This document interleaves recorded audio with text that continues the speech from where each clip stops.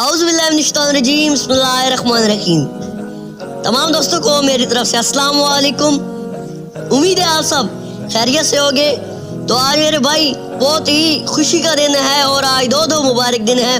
آج 26 فروری 2021 کو جمعۃ المبارک ہے اور اس حوالے سے آپ تمام مسلمان بھائیوں کو میری طرف سے جمعہ مبارک۔ اور آج ایک اور بہت بڑا خوشی کا دن ہے کیونکہ آج 13 رجب المرجب حضرت امام علی ابن ابی طالب علیہ السلام کی ولادت باسعادت ہے۔ تو اس حوالے سے تمام مسلمان بھائیوں کو میری طرف سے حضرت امام علی ابن ابی طالب علیہ السلام کی ولادت باسعادت بہت بہت بہت بہت مبارک ہو، اور دعا ہے کہ اللہ وحدہ لا شریک آپ کو آباد و شاد رکھے۔